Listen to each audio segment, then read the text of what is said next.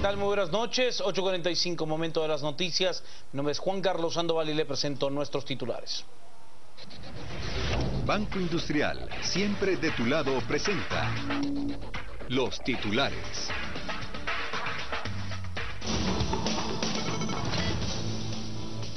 Fiscal General del Ministerio Público afirma que sería lamentable procesar a un presidente en funciones, por eso Otto Pérez debe de renunciar.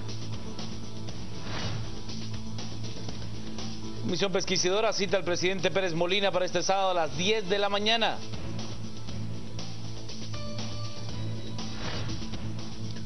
Operativo conjunto entre autoridades de Guatemala, El Salvador y México logran la aprehensión de 34 personas dedicadas al tráfico de blancas. El Tribunal Supremo Electoral investiga aparición de supuestas papeletas de votación para alcalde en una actividad del Partido Patriota.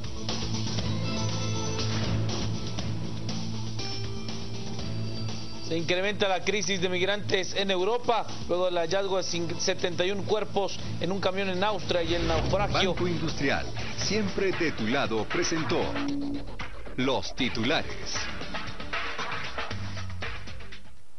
Comencemos con las noticias más importantes del día. A entender de la Fiscal General de la República, Telma Esperanza Aldana, sería una pena estar procesando a un presidente en funciones, como podría ser el caso de Otto Pérez Molina.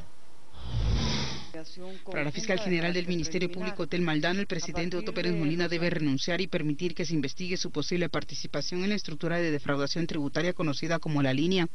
A decir de la jefa del Ministerio Público, sería lamentable procesarlo en funciones. Yo estimo que sería sano para la justicia guatemalteca y que sería sano para la democracia del país que el señor presidente enfrentara a la justicia sin la inmunidad, y sería muy lamentable para Guatemala tener que procesar a un presidente en funciones. El Ministerio Público se prepara si acaso el Congreso no le retira la inmunidad al presidente.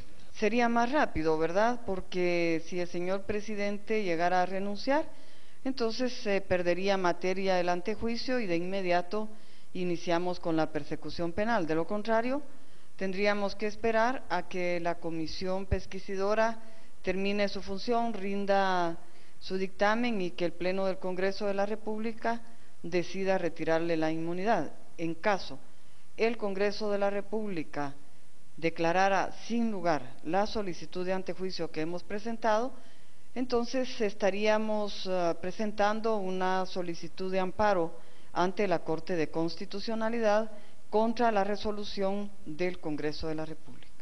Según Aldana, los tiempos políticos no influyen en la investigación. Incluso el mismo día de las elecciones podrían estarse ejecutando operativos relacionados al presidente Molina y otros funcionarios. Las noticias nacionales son presentadas por Azúcar de Guatemala.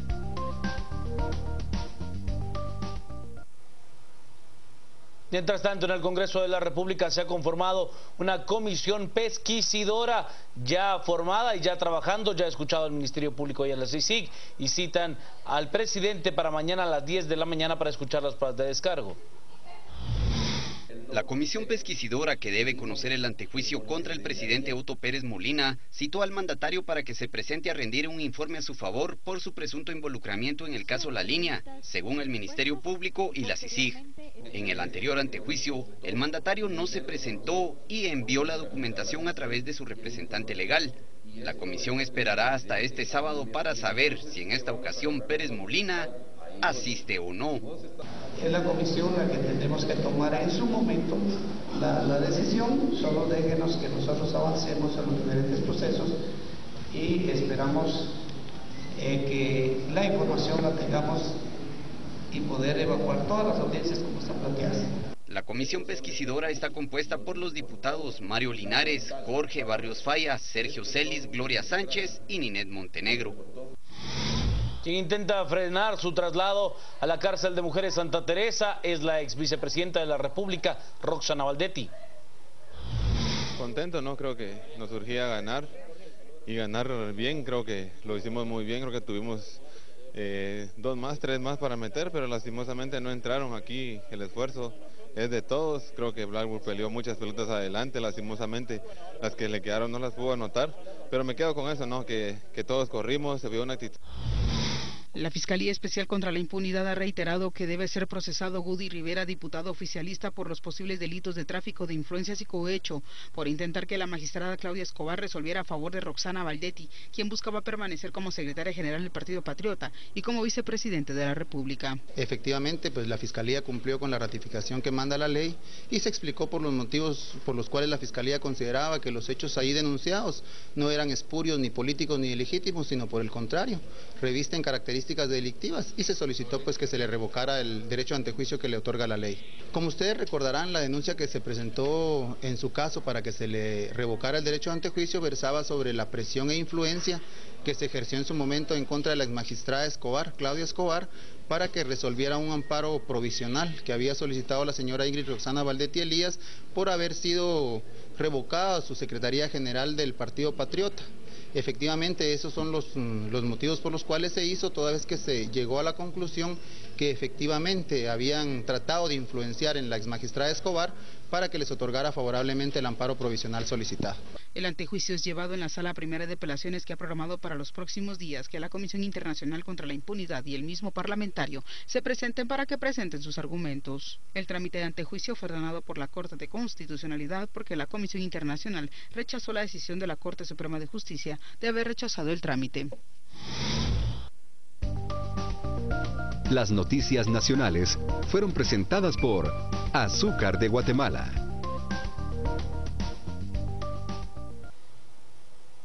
Veamos cómo el Ministerio Público ha reactivado el caso que se sigue en contra del expresidente del Congreso de la República y actual diputado del Partido Patriota, Gudy Rivera. Recordemos que a él se le venía procesando por tráfico de influencias. Vamos a la pausa, quédese con nosotros, tenemos todavía mucho más que contarles. Estamos a las 8:45.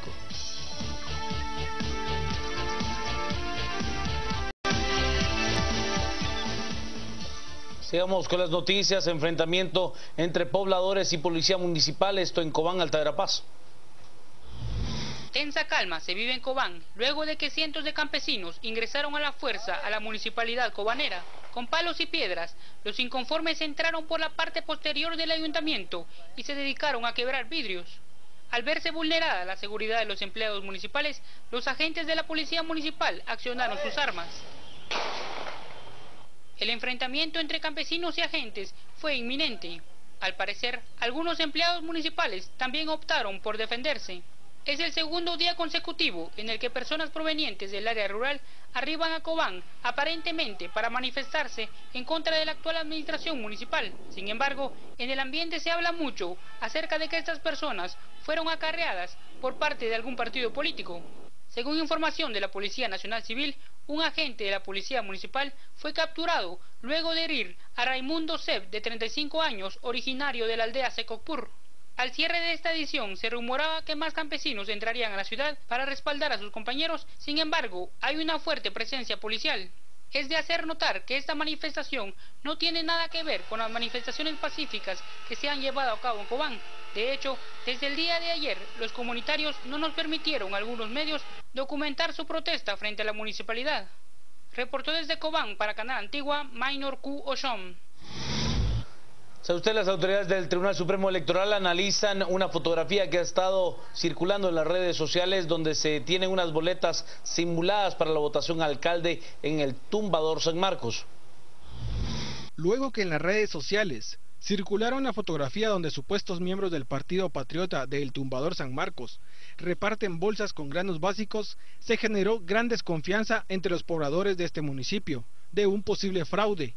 Y no es por el alimento que les están repartiendo, sino por la gran cantidad de papeletas rosadas que aparecen en la parte inferior izquierda, las cuales son muy similares a las que ya imprimió el Tribunal Supremo Electoral, que serán utilizadas para la elección de candidatos a alcalde.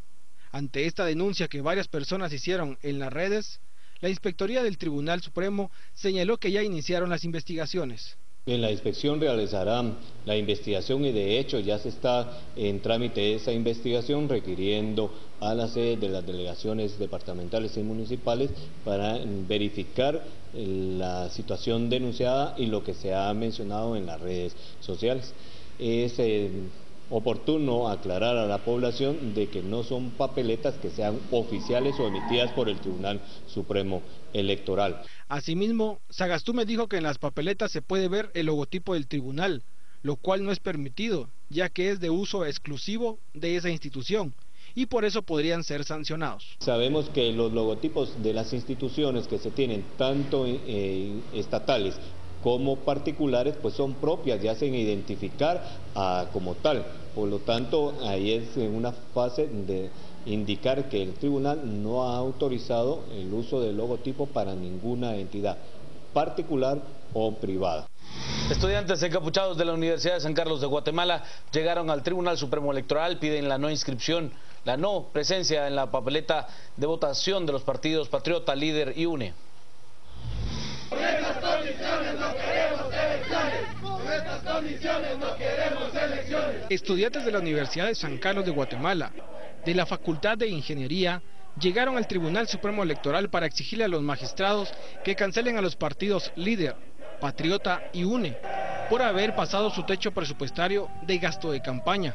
Durante la protesta gritaron consignas en contra de dichas y dijeron que con esas condiciones no quieren elecciones. Consideramos que este país tiene demasiada corrupción, la corrupción se ha infiltrado en todos los niveles del gobierno, creemos que todas las las entidades estatales están plagadas de gente corrupta. Consideramos de que es necesario limpiar todo eso y la única manera que nosotros consideramos como colectivo de Honorable Comité de Huelga es venir y presentar apoyo directo a las iniciativas de ley que están entrapadas en el Congreso. Consideramos, respetando el Estado de Derecho, que las únicas manifestaciones que tienen que seguirse manteniendo son las manifestaciones pacíficas. Los manifestantes también señalaron que el tribunal no toma las decisiones por sí solo, ya que son los partidos políticos los que lo controlan. El mismo Tribunal Supremo Electoral tiene entrepadas sus mismas dependencias. De esta manera sabemos también, y no es un secreto a voces, de que todos los partidos tienen injerencia en las decisiones del Tribunal Supremo Electoral. Sabemos que esta gente tiene contactos, la misma gente del Tribunal Supremo Electoral podría estar ligada a cualquier proceso a cualquier proceso de corrupción, y de esta manera consideramos que ellos deberían de limpiar su casa. Contarle que el Ministerio Público, junto con autoridades guatemaltecas, salvadoreñas y mexicanas, han logrado desarticular una banda dedicada a la trata de personas. Las autoridades de Guatemala, El Salvador y México de forma simultánea realizaron 55 allanamientos con el fin de desarticular una estructura de tráfico ilegal de personas. El operativo observado por Estados Unidos se llamó Lucero y se giraron 54 órdenes de captura, de las cuales fueron efectivas 34. Según las autoridades, recibieron denuncias desde El Salvador que en Guatemala se desarrollaba un grupo de coyotes que cobraba de 4 a 7 mil dólares por persona para su traslado a México y luego a Estados Unidos. La estructura que operaba en Ocos, San Marcos, se dedicaba directamente al transporte de personas que venían de estas nacionalidades, es decir, salvadoreños, hondureños, nicaragüenses. Ellos pues ingresaban a nuestras fronteras, eran trasladados directamente a Tecumumán, San Marcos, posteriormente de ahí eran trasladados mediante un busito directamente a Ocos. Ahí, por el punto geográfico, por favorecerles en ese sentido, existe un punto ciego en donde la frontera hacia México, o el límite fronterizo hacia México, estamos hablando de 5 minutos. Ellos ponían en lanchas, unas lanchas tipo tiburoneras, a 20 personas, las subían a alta mar y navegaban aproximadamente 5 horas hasta llevarlas hasta Salinas Cruz, México. En ese lugar eran dejadas y ahí ya era contactado otro grupo que se dedicaba directamente al traslado de estas personas hacia Estados Unidos. Según el primer subsecretario del Ministerio Público, es la primera vez que se logra una coordinación de esta magnitud entre los tres países. También se realizaron diligencias de carácter judicial, donde requerimos el apoyo de autoridades del organismo judicial para poder desarrollar audiencias en forma anticipada en Estados Unidos con víctimas de este grupo criminal. Como parte del operativo, se rescataron a 15 adultos, entre salvadoreños y hondureños, y 12 menores de edad, todos de El Salvador. Por supuesto que le tendremos dentro de un par de minutos el análisis a las 8:45 esta noche. Juan Luis Font, Claudia Elizabeth Méndez Arriaza, Carmen Ortiz y Cristian Manolo Castillo. A las 10 p.m. el debate estará a cargo de Cristian Manolo Castillo y Edgar Ortiz. Eso es lo que tenemos preparado para usted en un debate intenso en esta emisión de Canal Antigua, de Noticieros de Canal Antigua. Es momento de presentarle a usted lo más relevante en cuanto al clima. Vamos. Corte.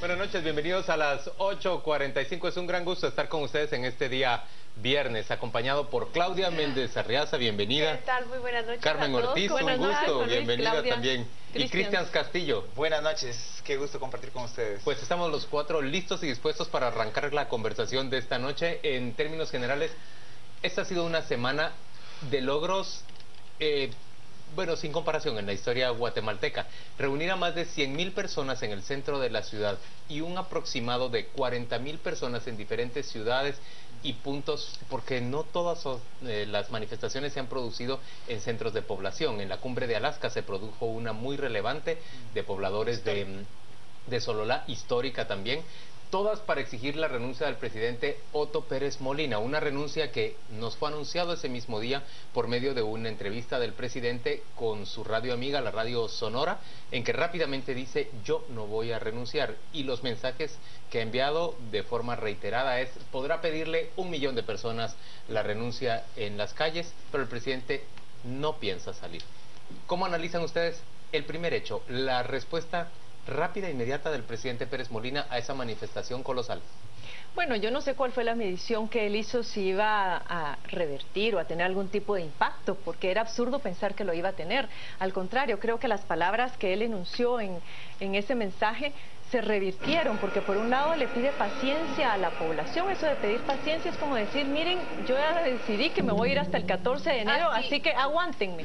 Y lo otro que resultó igualmente absurdo fue decir: yo voy a ser o soy una persona respetuosa de la ley. Por Dios, es que ya perdió cualquier legitimidad para decir que va a ser respetuoso de la ley, pero está acusado de formar parte de una estructura ilegal. Entonces, y esas fueron las críticas que se hicieron escuchar, y a la larga yo creo que eso más bien motiva más a la gente, le pone más candela a las manifestaciones, contrario a tratar de frenarlas, o no sé cuál sería su pretensión. En realidad me parece tan absurdo que no puedo ni explicar. Y continuando dentro de los absurdos, el contraste entre el discurso del domingo recién pasado y el discurso del día de ayer, digamos. ¿Qué diferencia es ese contraste? En primer lugar, en el domingo llama a la polarización, a enfrentar esa Guatemala profunda con ese grupito de lo urbano que sale a pedir mi renuncia, y luego en las declaraciones del día de ayer llamando a que el odio no nos mueva y a que efectivamente los ciudadanos manifestemos más por el país. Es decir, una serie de contradicciones en la posición, en su exposición, que no le permite además victimizarse. Ese es el otro tema que no es tolerable en las condiciones de país que hay en este momento, y muchas de ellas provocadas por él mismo. Claro, pero creo que victimizarse no es necesariamente la imposibilidad que tiene él. Yo creo que más allá de eso es la pérdida de control de la situación. Él no está en control de la situación, y lo que hace con el discurso del domingo y con el discurso del jueves es apenas reaccionar ante lo que ocurre por fuera.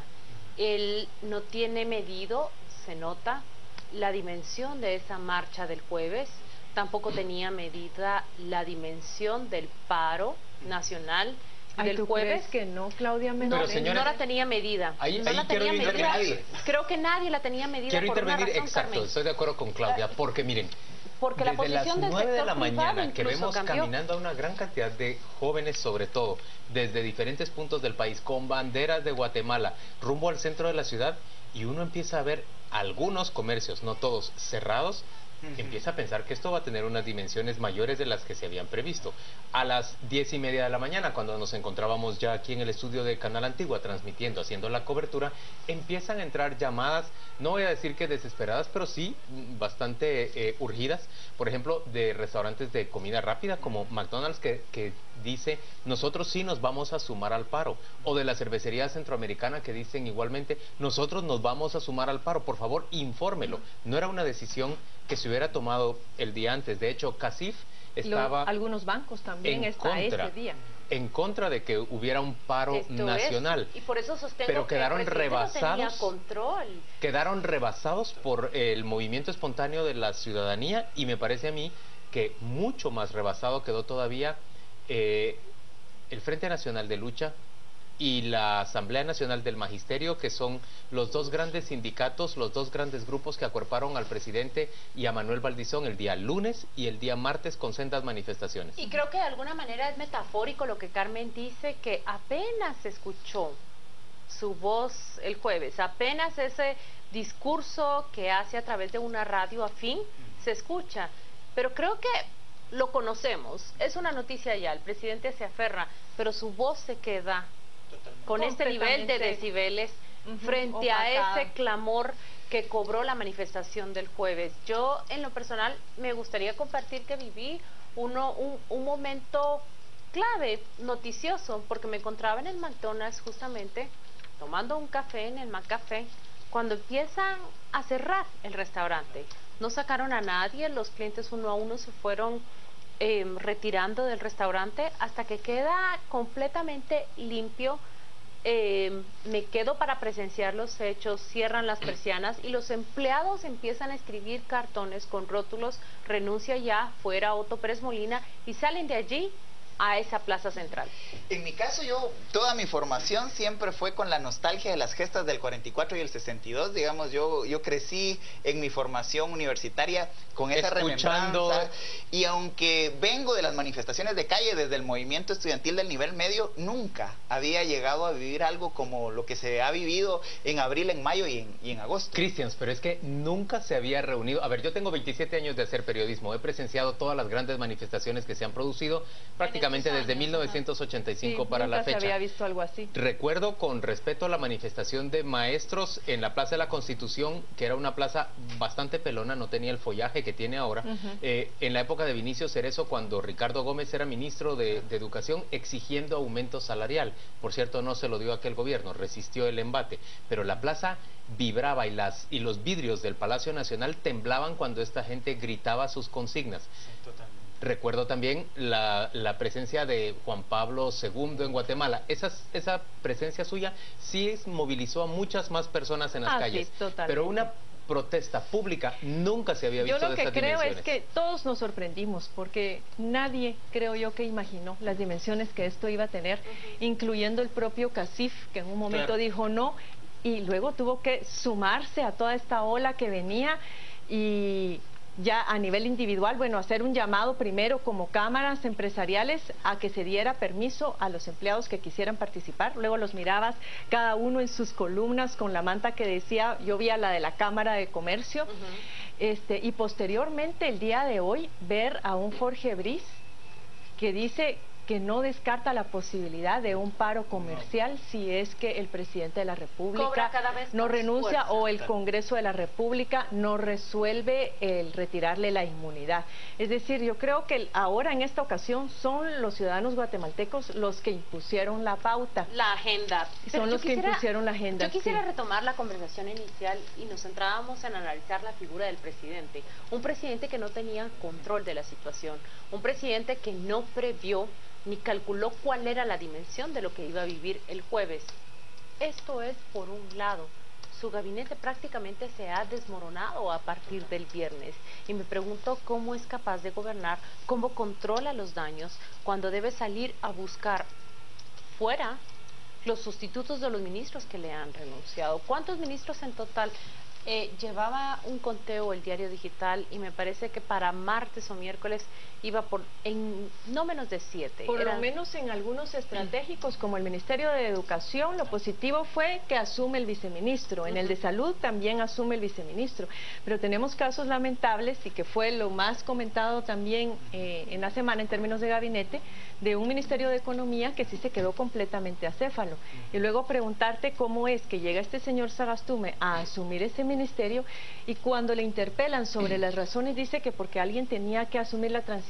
Por Dios, señor. Pero entiendo que a estas alturas no ha logrado asumir el Ministerio de Economía y se encuentran todavía el ministro dimitente de la Torre y los 3 viceministros dimitentes también a cargo de sus respectivos despachos, porque no pueden abandonar el cargo sino hasta que llegue su sustituto, pero ellos ya han dimitido.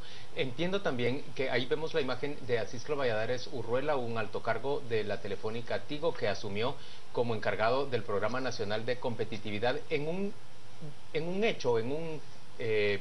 desarrollo de esta crisis política que me parece que es especialmente importante también, porque se ve muy pronto como el desplazamiento, ahí está también Ricardo Sagastume, cuadro también de la empresa Tigo, se le ve rápidamente como un desplazamiento de economía tradicional, esos cargos ocupados por capital tradicional, sobre todo capital que gira alrededor del Grupo Gutiérrez, y rápidamente son desplazados. Una vez que ellos dejan esos cargos, son ocupados por una empresa o por cuadros cercanos a una empresa que compiten en el área de la telefonía con este otro gran capital guatemalteco, es decir, capital emergente versus capital tradicional. Que no ocurre únicamente con el partido oficial o con el gobierno, digámoslo. Basta ver las campañas de los partidos políticos y descubrir cómo se convirtió en una esfera. Y por arriba tuvo el capital tradicional, pero luego también tuvo a los lados ese capital emergente que ahora vemos sale como un salvavidas.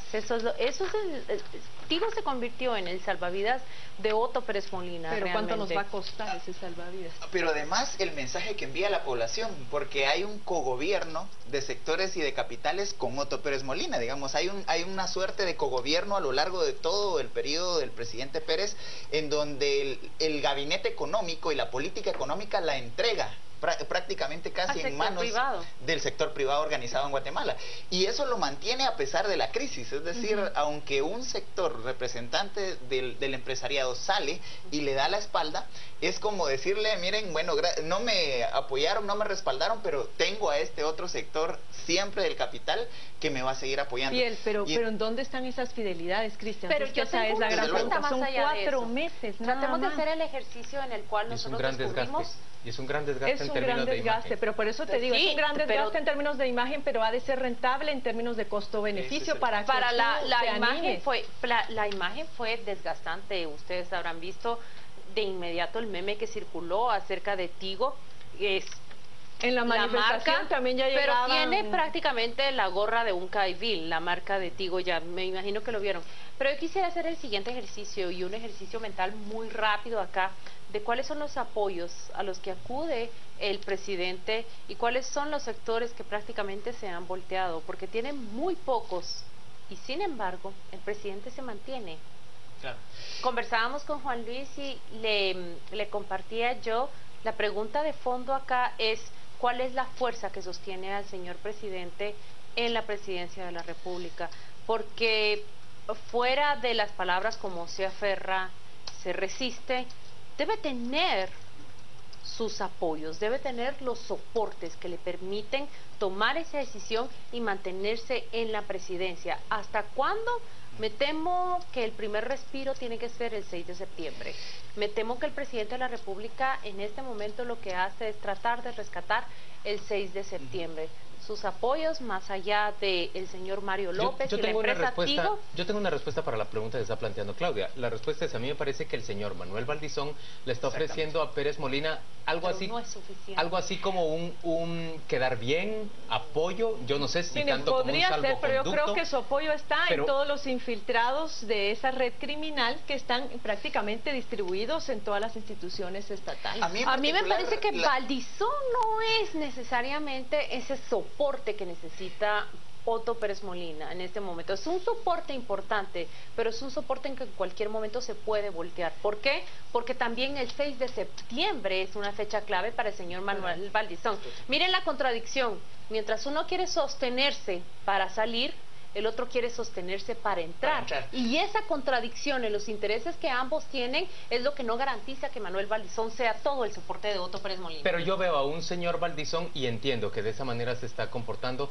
esperando ansioso que el 6 de septiembre quede él en primer lugar en la primera vuelta electoral, no ganador de una vez, sino en primer lugar, y que ese triunfo le legitime un poder que ha estado enormemente cuestionado, incluso desde la vía legal por la CICIG y por el Ministerio Público. Entonces él está esperando esa posición de poder Y Otto Pérez Molina se le está facilitando. Solo añado algo. ¿Sabe qué? Creo que más importante que quién gane las elecciones en este momento para el 6 de septiembre es quién gana las elecciones y quién queda como diputado en este momento, para la realidad que vive Otto Pérez Molina. Este debate a mí me permite de pronto poner sobre la mesa y rechazar el planteamiento del concepto de Guatemala profunda. Porque el presidente el domingo, él apela a que esa Guatemala profunda que le apoya es su último sostén, digamos. Yo vi a la Guatemala más profunda en la marcha. Rechazando. Cristian, vamos a una pausa comercial y volvemos para que hagas este planteamiento de la Guatemala profunda y la contradicción aparente del discurso del presidente. Ya venimos.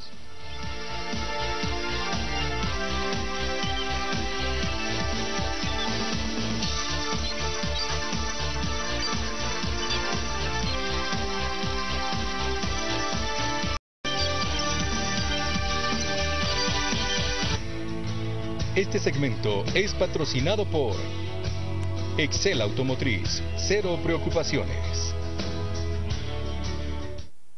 Estamos de vuelta en viernes a las 8:45 y Cristian Castillo, antes de ir a la pausa comercial, hablaba de esa Guatemala profunda a la que aludió el presidente Pérez Molina en su mensaje dominical el domingo pasado, en el cual convocaba a esa Guatemala profunda, decía él, a que saliera a demostrar que él todavía tenía apoyo y respaldo.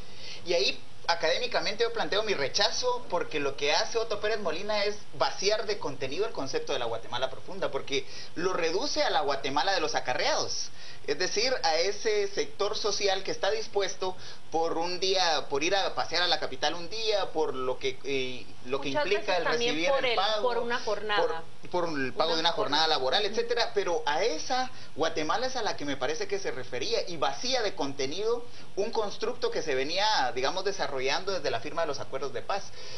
Lo que hace evidentemente el presidente es decir, el único apoyo que me queda es el de los movilizados, es el de los acarreados, es el de los que están dispuestos a poner inclusive su integridad física en riesgo por un gobierno.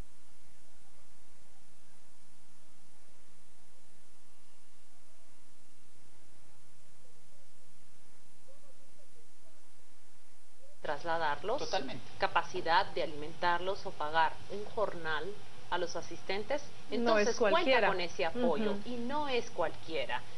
O un ofrecimiento de aumento salarial, o el gobierno. Es decir, hay incentivos de por medio, pero López, digamos, Otto Pérez Molina lo que se encarga prácticamente de matar el concepto y de dar paso a otro tipo de Lo que debates. sí creo yo que ahora es clave en este momento es cómo se va a sostener en el Congreso de la República. Y aquí quisiera que nos concentráramos ahora en lo que sucedió hoy en el Congreso. Tarde en la comisión esta tarde. A mí me parece extraordinario el papel de Ninette. Yo creo que hoy se ganó muchísimo. Hoy fue una batalla de primeras horas del día con su maleta. O con una maleta y decir, yo de aquí no me muevo, y estoy esperando a que vengan a sesionar. Prácticamente forzar a sus 4 compañeros, incluido el presidente de la comisión, a sentarse y a arrancar. Se levantó de su lecho de enfermo sin presentar un certificado médico. No me da pena. Pero llega, se sienta y tiene que empezar a trabajar. Incluso escuchar hoy al Ministerio Público, que diligente el Ministerio Público y la CICIG empiezan a presentar sus argumentos. Aquí solo falta ver qué tiene que decir Otto Pérez Molina, pero por el nivel de argumentos que se presentaron el día de hoy, hay suficientes elementos para que la comisión... Eso es lo que yo digo, hay suficientes elementos, no es pretexto, como lo mencionaba Ninette Montenegro hoy por la tarde, que ella tenía el temor de que si el presidente no se presentaba, eso pudiera debilitar el informe que la comisión presentara finalmente al Congreso de la República. Aunque no está obligado a presentarse, de acuerdo con la ley orgánica del pero recuérdate que mucho de eso, ellos cuando se trata de poner pretextos porque faltó aquí, porque faltó allá, y regularmente el primer recurso que tienen es apelar al debido proceso, que fue lo que hicieron con las reformas a la ley electoral y de partidos políticos, cualquier cosa podría pasar. Pero en realidad los hechos son notorios, es absurdo. Yo les pregunto, ¿no es manejo electoral eso? Porque me llama mucho la atención que conjuntamente con lo que está sucediendo en el Congreso aparece un Paniagua que le pide la renuncia a al que fue su... mira, siempre va a haber un poco de eso. Aprovechamiento me llama también la atención, pero me llama la atención para capitalizar votos. Pero ¿sabe cómo interpreto esa declaración de Armando Paniagua, exdirector de FONAPAS, que dicho sea de paso es el último director de un fondo que es cerrado porque lo declara el propio gobierno por sus prácticas corruptas? Armando Paniagua hizo esa declaración, una declaración completamente en contra de Otto Pérez Molina. Y se dieron ustedes cuenta que ese mismo día, durante la audiencia que se celebró contra la ex vicepresidenta Roxana Baldetti, el abogado menciona, es que los responsables pueden ser otros. Es que las culpas acá se tienen que dilucidar, y entre las personas a quienes llama a responder por estos hechos se encuentra precisamente Otto Pérez Molina. Me pregunto hasta qué grado las declaraciones de Armando Paniagua reflejan una posición que va a tomar ese grupo adepto, ese grupo afín a Roxana Baldetti de cara hacia Otto Pérez Molina. ¿Se pierde esa unión? Armando Paniagua tenía resentimientos con Otto Pérez Molina porque él decidió el cierre de la FONAPAS en un esfuerzo por limpiar a su gobierno de este cariz de corrupción que adquiría desde el primer año de gestión. Y Roxana Baldetti, aunque acató la decisión de Otto Pérez Molina, seguía apoyando a Paniagua y seguía instándolo a que fuera alcalde de Quetzaltenango, candidato a alcalde de Quetzaltenango. Me parece que Paniagua no tiene ahorita ninguna pena de darle la espalda a Pérez Molina, porque y el abogado siente de Roxana Baldetti con esas declaraciones. Pero ¿tú crees que él piensa que él va a ganar eventualmente la alcaldía de Quetzaltenango? Yo pero ya personalmente ningún candidato del Partido creo. Patriota debe creer eso. Bueno, si estamos viendo, por ejemplo, aún en una situación desesperada al hijo de Pérez Molina en Misca. Claro. Pero Valdizón hace lo mismo. Curiosamente, en su comunicado el día de ayer también es contundente al decir que si hay que sacrificar al presidente, su bancada lo va a hacer, digamos. Y por eso le digo que no es quedar bien electoralmente. Y por eso sostengo que el soporte de Otto Pérez Molina tiene que ser, está más allá de ese pacto, de esa alianza con Manuel Valdizón, porque ese pacto y esa alianza en cualquier momento, cuando no es compatible con el interés de Manuel Valdizón, se cae, y creo que este es uno de esos momentos. Pero ¿saben qué me llama mucho la atención? La coincidencia del discurso del presidente Pérez Molina la semana pasada, que trataba de confrontar a un sector empresarial, a una parte del sector empresarial, y ahora Manuel Valdizón repitiendo exactamente el mismo discurso. Hay una especie de copy-paste del discurso de Pérez Molina. Es muy probable que tengan el mismo estratega que los esté asesorando ahora. Ahora, el señor Valdizón, sí, aparte de, aunque tenga estrategas en este sentido, señores, hoy haber mandado a circular por Twitter una petición en la cual pedía a la comisión pesquisidora poder acceder a esas más de 80,000 escuchas e inclusive determinar quiénes eran las 22 empresas que habían colaborado con la línea. El señor está completamente perdido, no sabe cuáles son las funciones de una comisión pesquisidora. Congruente con el discurso también del presidente de enfrentar al sector empresarial.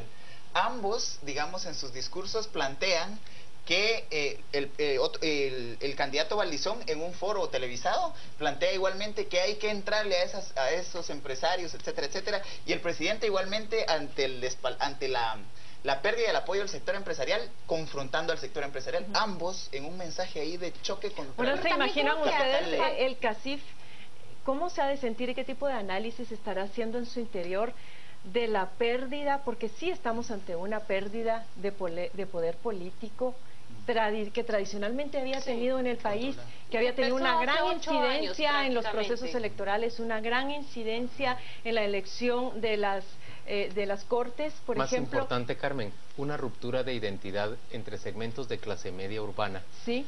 Que antes, años atrás, se identificaban con el sector privado. La pérdida de conexión. Parece haberse perdido esa conexión, y ahora es esta clase medio urbana la que obliga a una buena cantidad de empresarios a decir, yo pienso más como ellos que como mi dirigencia empresarial. Y prefiero entonces irme con los ciudadanos. Me parece que esa presencia el día de hoy de la cúpula del CACIF en el Congreso de la República para acuerpar a Ninette Montenegro y para tratar de controlar daños realmente de lo que les ocurrió el día de ayer es bien elocuente. Pero también salen al rescate de esa identidad. Eso prácticamente es una acción, la del jueves y la de hoy, es una acción en la cual pretenden decir sus intenciones, sus intereses, su clamor popular es también el nuestro. Veo más capacidad de ellos para rectificar que el propio gobierno y Manuel Valdizón. Y del capital emergente, que le presta cuadros para que se vayan de ministros y de comisionados a un gobierno enteramente impopular. Yo no sé si puede causarles daño económico, pero en términos de imagen, y digamos esa ciudadanía de clase media que dice, ellos se alinean con ese otro poder, cuando yo sé que ese es un poder espurio, nefasto y corrupto. Pues yo no sé si al final se van a arrepentir de ese cálculo pero lo que sí digo es que si insisten en esto es porque al final tendrán algunas seguridades de que van a obtener sus objetivos, porque lo han de tener muy claro, cuál es la meta, cuál es el objetivo, y en función de eso están dispuestos a arriesgar y a someter al escrutinio público ese prestigio del cual ustedes están hablando. A mí me parece muy claro el mandato de revocatoria que hay en medio de todo lo que está sucediendo. Es decir, la gente y los sectores sociales que votaron por el Partido Patriota, que llevaron a ganar el Partido Patriota en segunda vuelta del año de las elecciones generales del 2011, ahora prácticamente se voltean.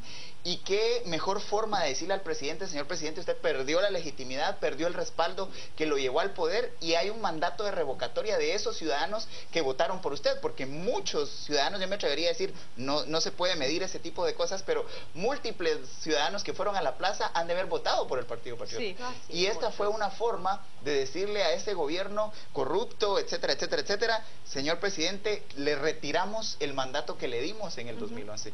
Más claro y más contundente. También otro tipo de incidencias, como lo es el retiro de la inmunidad al hijo de Otto Pérez Molina, a Otto Pérez Leal, que no es necesariamente por un acto de corrupción sino que es porque él se niega a pagar los servicios profesionales a un abogado, pero ha hecho finalmente que varios vecinos de Misco se vayan a parar frente a su residencia a pedir también la renuncia del alcalde, acusándolo de actos de corrupción. Ustedes recordarán que la primera medida de Otto Pérez Leal cuando llegó a la alcaldía fue justamente duplicarse el salario, creo que de 44,000 quetzales al mes a 90,000, y luego su manejo ante la alcaldía ha sido muy opaco. Y ¿El manejo de él o el manejo de Estela Alonso? Es que empezando por eso, porque sin ser Estela Alonso funcionaria ni empleada de la municipalidad, ni su hermano, el suyo, ¿verdad? Son ellos los que manejan, pero se dan cuenta del perfil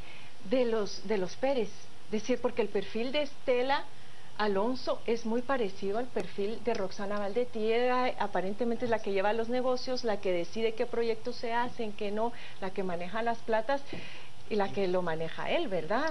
Inclusive hasta en sus videos de Estela es ella la que toma el liderazgo. Yo considero que lo que sucedió en casa de Otto Pérez Leal es apenas una muestra, y lo comentamos porque obviamente es un personaje más cercano a la ciudad, porque es un personaje políticamente más relevante, pero en todos los departamentos que hubo una manifestación en las plazas centrales, también las consignas eran contra los gobernadores, contra los alcaldes, contra los alcaldes. En San Pedro, entonces, San Marcos. No es lo que pasa con Otto Pérez Leal, es apenas un reflejo de lo que ocurrió en los 22 departamentos, en las cabeceras departamentales, donde también se registraron manifestaciones en contra de las autoridades más cercanas. No he conocido hasta el momento una de esas manifestaciones en contra de un diputado en concreto, pero en suma es el rechazo a un sistema. Ahora, y es el rechazo a un modelo. Me parece que ese es un punto relevante. Lo que hablaba Claudia, no parece haber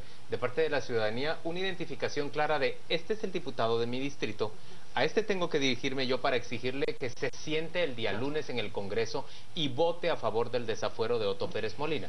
No parece haber conexión entre el En el caso de Zacatepeques, yo puedo dar fe, digamos, de que hubo una movilización a la casa de la diputada Regina, que es diputada oficialista. Ella casa muy linda, por cierto, el frontis de la casa muy colonial muy y todo, y ella misma sale diciendo: miren, rechazando esas acciones de los ciudadanos del departamento de Zacatepeques que le exigían responder a su mandato del distrito electoral y no de una línea partidaria. Realmente en Zacatepeques sí ha habido toda una organización para darle seguimiento a los diputados. Por eso sería interesante ahora, ante el comportamiento de esta comisión pesquisidora, vieron que ya hay también una tendencia a circular los correos electrónicos, los teléfonos, para que la ciudadanía pueda presionarlos para que resuelvan. ¿Todo lo que ocurrió en la comisión pesquisidora?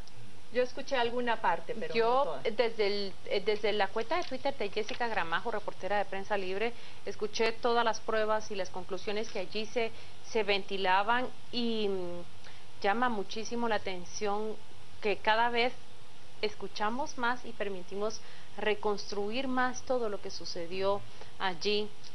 Fue muy contundente el fiscal cuando dijo: tenemos todos los indicios que nos hacen pensar esto y esto sobre Otto Pérez Molina. ¿Pérez Molina se va a presentar personalmente o, no creo. o va? Yo no creo. Difícil. No creo, pero tengo una pregunta más interesante y vamos a ver quién me la puede responder acá en esta mesa. ¿Quién va a ser el abogado de Otto Pérez Molina? Porque este hombre ya necesita un abogado. Yo entiendo que él ya buscó a Mario Cano, el abogado de Roxana Valdetti, ese abogado bastante fogoso que puso esta semana, acuñó el término más, bastante sin embargo... joven, por cierto, me sorprendió Sí. cuando lo conocí en persona porque Joven, se ve mayor. Pero él le dijo que no. Joven, dinámico y fogoso, él finalmente le dijo que no al presidente Pérez Molina. Entiendo que el presidente está tratando de encontrar un equipo de abogados que le eche una manita. Vinicio García Pimentel como un posible abogado de Otto Pérez Molina, no he podido llamarlo para corroborar la información. Porque sería el colmo. Yo les quisiera proponer de pronto que la gran conclusión de lo que está sucediendo pudiera ser una oportunidad para un gobierno de concertación. Las posibilidades de una concertación para el próximo periodo gubernamental creo que están dadas.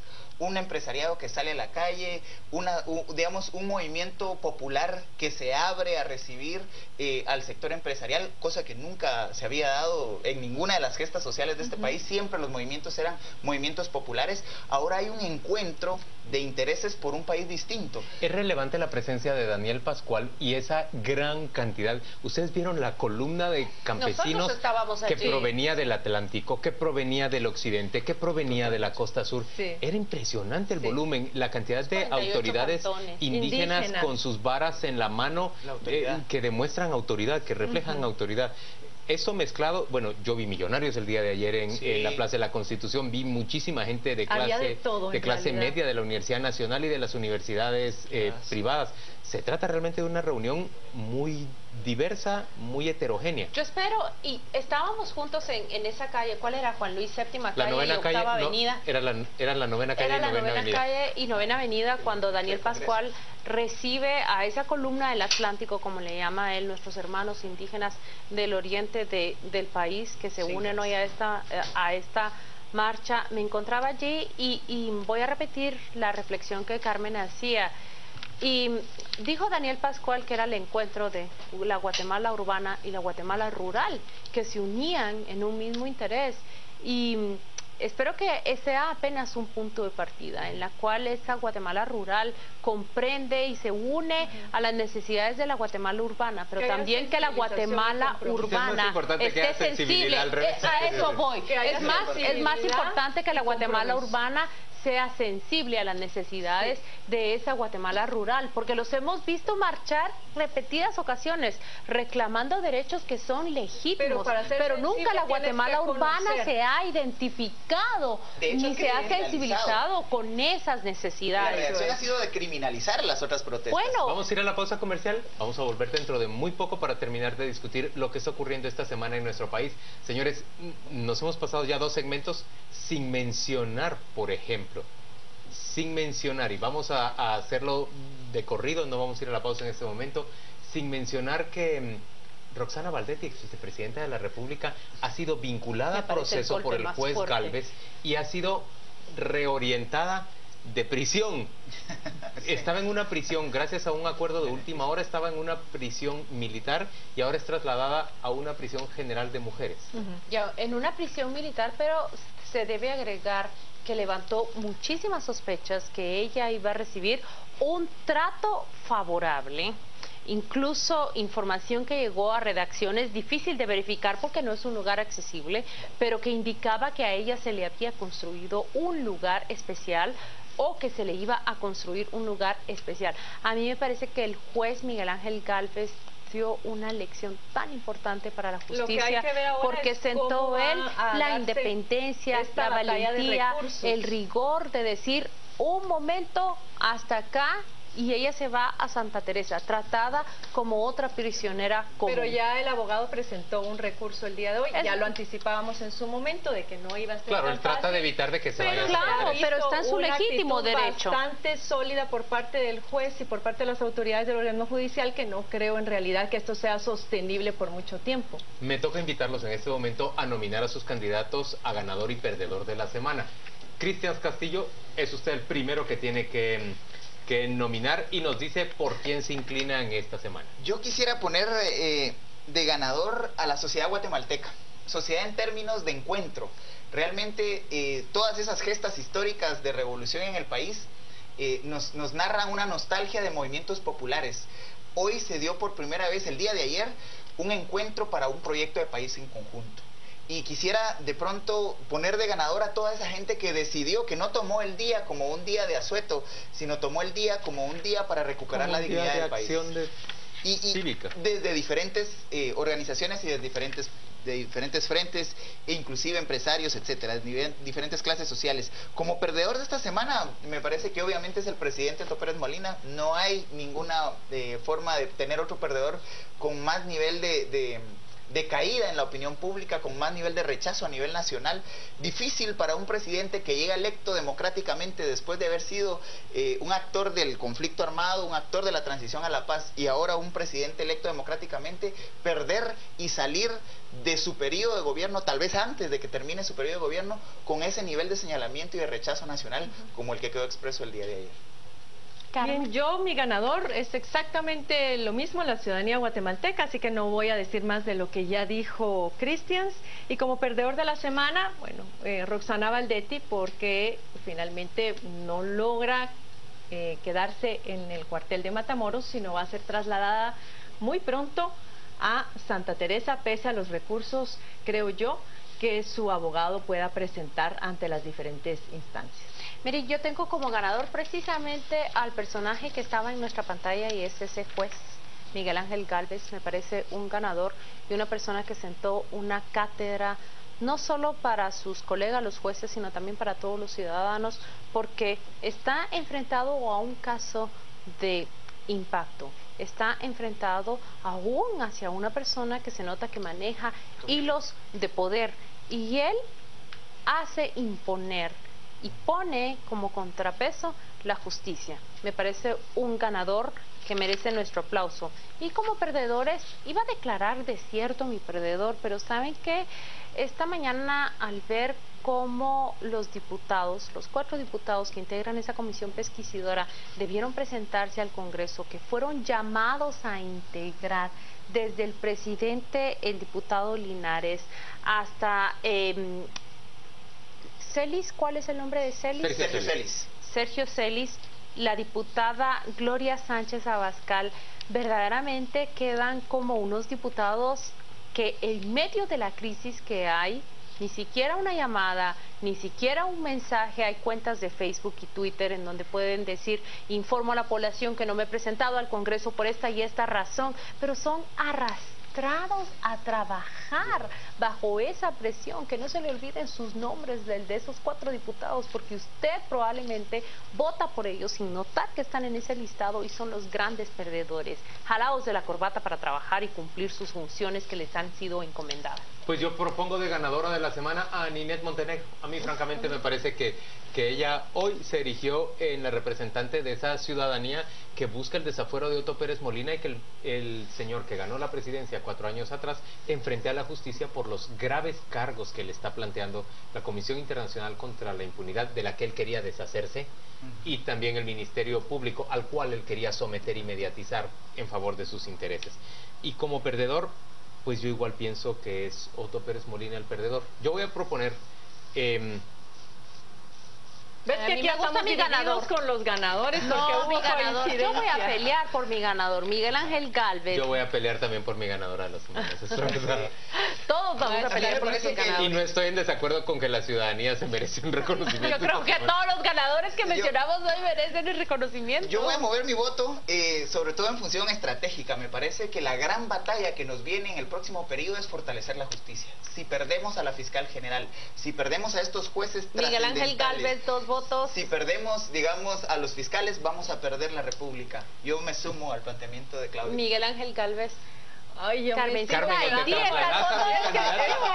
saben que yo estoy segura que el juez Miguel Ángel Gálvez va a seguir perfilándose como ganador durante todos los meses que vienen. Hay que respaldarlo. Sirva tu voto como un respaldo y sirva tu voto como este es el comienzo de muchos más.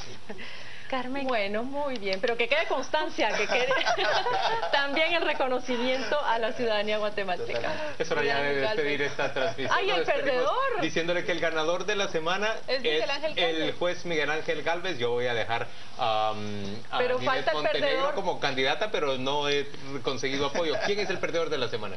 Para mí todavía no es Otto Pérez. Otto Pérez quiero que sea el próximo viernes, para mí cuando podamos decir que ya dejó el gobierno de la República. Yo diría que Roxana Valdetti.